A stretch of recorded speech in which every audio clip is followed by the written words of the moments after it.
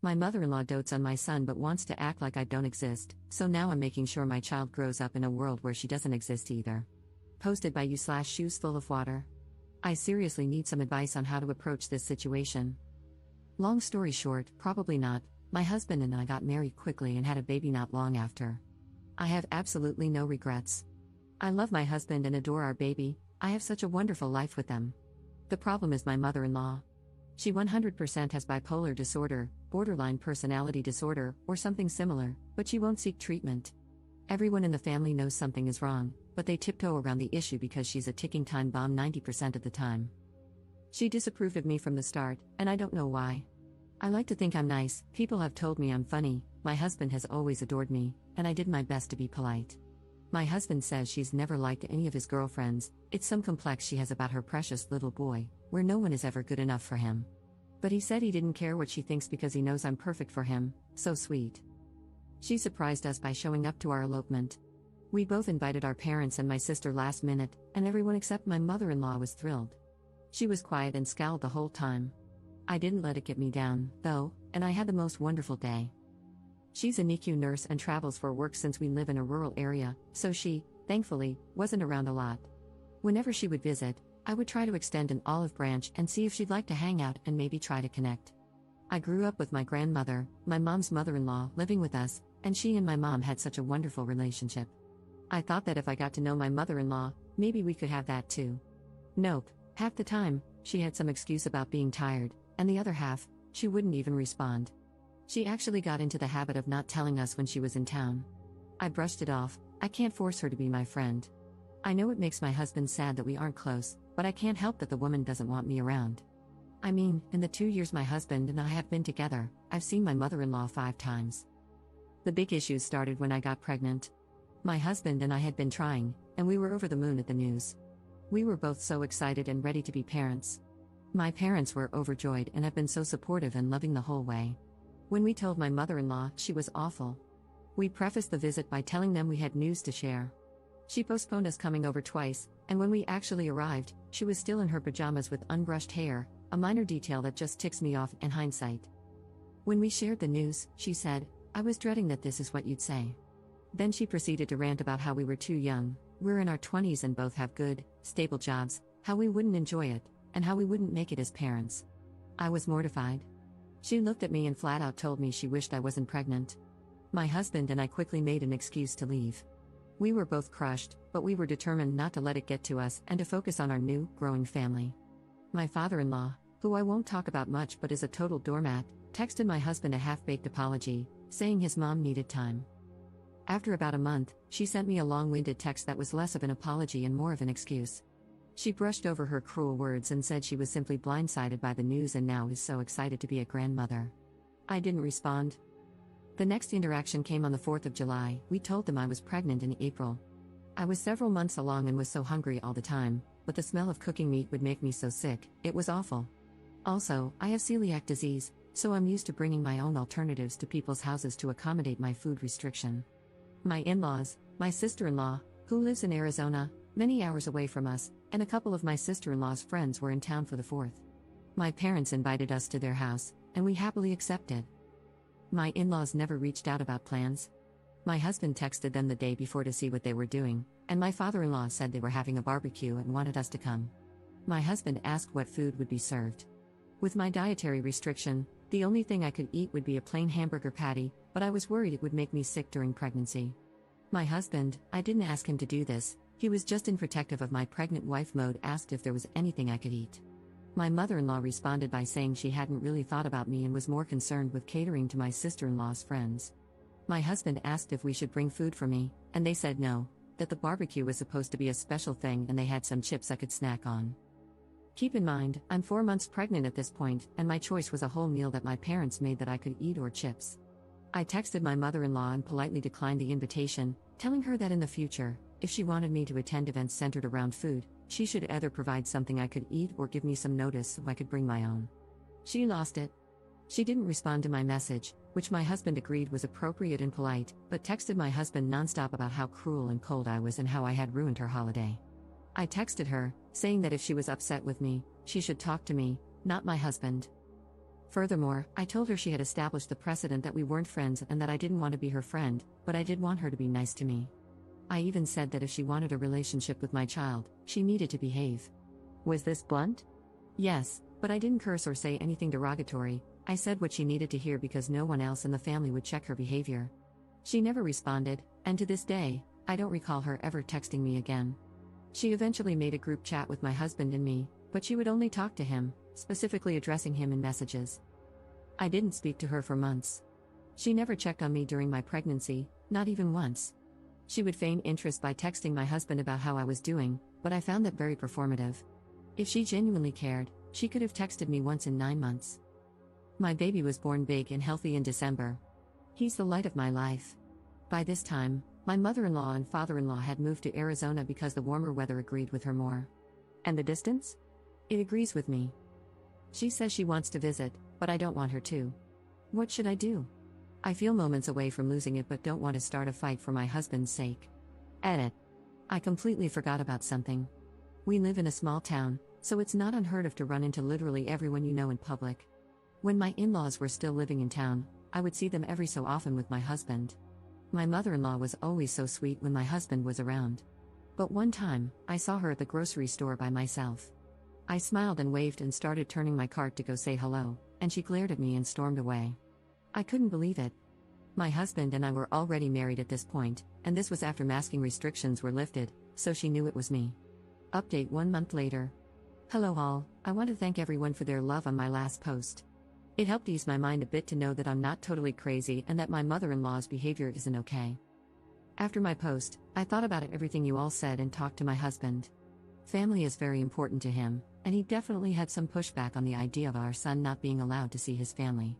We went back and forth about it, and I finally told him I was fed up with him not defending me in the face of obvious disrespect. After a long while, I finally think I got through to him, and he agreed to speak to his parents. I'm on the fence about whether I should be a part of the conversation. Here's my thinking: if I'm not there, my mother-in-law has the opportunity to twist my words and worm her way back into my husband's head.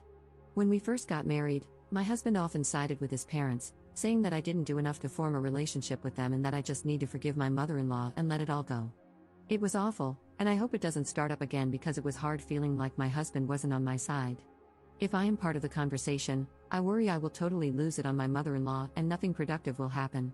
Like I mentioned in my last post, I have never spoken a cross word to this woman, even when she told me she wished my son didn't exist.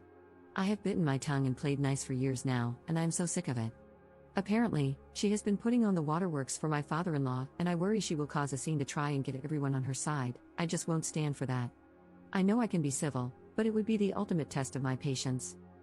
In better news, though, the FaceTime calls have ceased, and my husband is no longer sending pictures and updates of our son to her. He does send them to his sister, the sister-in-law mentioned in the last post, and I don't mind that. She is a total sweetheart, and I really adore her. I don't know if she shows anything to my mother-in-law. I don't even know how much she sees my mother-in-law, honestly. They had a terrible relationship growing up, with my sister-in-law being the scapegoat for my mother-in-law's abuse and my husband being the golden child. She has also said that my mother-in-law and father-in-law fight so often now that they are almost impossible to be around for any length of time, which also doesn't sit well with me. I grew up with a younger sibling who suffered from severe emotional delays, leading to hours of screaming, crying, and violence every day. I'm sure my mother-in-law and father-in-law's fighting isn't so extreme, but it's important to me that my son not be exposed to loud, aggressive behavior when possible. In slightly worse news, my husband is upset again about our son not being allowed to see my mother-in-law until we, or just my husband, talk to her. He started throwing around concerns about grandparents' rights, which he doesn't fully understand. Grandparents' rights are typically only invoked in custody battles, which my husband and I don't have, as we are married. Also, they don't apply to children under the age of 2. Our son is 6 months old, and require an established relationship. My mother-in-law has seen my son once when he was a newborn. Even if, a strong if, any of them try to take me to court over this, they will lose. My mother-in-law has a history of abuse, alcoholism, and mistreating me. The relationship with the parents is considered in grandparents' rights cases, aside from the fact that my son is an infant who doesn't know this woman and wouldn't care either way if he didn't see her. For now, at least, the only thing he cares about is milk and chewing on things while he's teething. We got into a bit of an argument last night, where he said he had decided that he wouldn't be keeping his son from his parents. I stood firm on what I was comfortable with. My mother-in-law is not allowed to see my son until my husband talks to her, and she is only allowed supervised visits after that. I spoke with my husband over text this morning. He works 5 to 2, and I work 8 to 5, and let him know that I hope he will stick with our original plan of talking to his mom. I also reminded him that we need to be a team on this, like in all things. I reiterated that we are in this situation because of her and her behavior, not because of anything I did. Another issue is that my husband wants his parents to babysit since my mother-in-law is coming to visit sometime in July, and I'm just not comfortable with it. My mother-in-law has a sordid history of not listening to me. I just don't trust leaving my son with her because I have no way of knowing if she will respect what I ask her to do for him. Furthermore, my son has special needs and is teething. Poor thing is just beside himself most days right now. I have only ever seen my mother-in-law a few times in person. I wouldn't leave my son with an unstable alcoholic whom I had only met a handful of times, especially one who disrespects me. I guess I'm just looking for a bit of reassurance that I'm doing the right thing. I hate rocking the boat, so to speak, and I just want to move past all this. I hate conflict. I just want to figure out if she is in or out of our lives and be done with it. Second update 2 hours later. Thank you for all the replies so far, they're fanning the flames of my righteous fury. Though, I will remain civil. Below is a text I sent my husband. I had too much on my mind to wait until after work. I will update in the comments again when he replies. Our son's name has been replaced with baby. Text to my husband, I've been thinking a lot about the situation with your mom. I keep thinking about how I don't want to cause problems, but I realize that I haven't done anything wrong. I haven't done anything to her. I've never been anything but nice to her. The bottom line is that we had an agreement. Your mother is not allowed to act however she wants toward me. She disrespected me and treated me like an incubator for her grandchild, whom she has no relationship with. And she will not have a relationship with him until she begins to behave differently. Your parents will not be babysitting baby yet. When he was born, you didn't feel comfortable with my parents babysitting until we had seen them around baby for a while, and the same will stand true for your parents. We can consider letting them keep baby after they've had time to get to know him and we see how they interact with him. He's more aware than ever now, and especially with his teething, it's not a good idea to leave him in a strange environment with people he doesn't know. Baby isn't allowed to be with anyone we're not both on board with. If I came to you and said, hey, I'm going to leave baby with an unstable alcoholic you've only met a few times, and there's nothing you can say or do about it, you would flip out, understandably so. You can't do that to me. We are supposed to be a united front in our decisions with baby. It's completely unfair for you to flip-flop on me like this. 1 minute you're the supportive husband who has sympathy for my position and wants to put our family first, and the next minute I'm a witch who is incapable of forgiveness and the whole situation is my fault. You need to pick a side. It's either me and baby or your mother. I'm tired of waiting for you to defend me. I'm your wife, and he is your son. At the end of the day, your mother is the problem, not me. She caused all this, her behavior, her actions. She's an adult, and she made her choices. Now she has to live with the consequences. I've been patient, I've been polite, I've been flexible. I allowed her to see him when he was born, and that didn't change anything. She needs to figure herself out before she's allowed to see our son. Again, thank you, everyone. It feels good to feel less alone on this issue. Mini update 4 hours later. My husband's response can be summed up as this: he thinks the relationship between her and me can be repaired.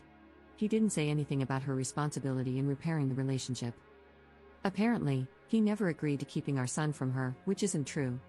We had a long discussion about it and both agreed it would be best to have some distance between her and our son until we had a chance to speak with her. My solution of keeping our son from her forever, which isn't true, I told him that if she turns her behavior around, she can see him as long as we're around, is no solution to the problem. Again, he's glossing over everything. He agrees that his dad, never mentioned his mom, won't babysit until we have some time to see him with our son and let our son get to know him. The separation anxiety is kicking in for our baby. That's all that was said. I'm hoping we'll have a conversation tonight. Comment update 1 month 2 weeks later. My husband and I had a long talk, and we're in agreement. My mother-in-law is gone. She's completely cut off.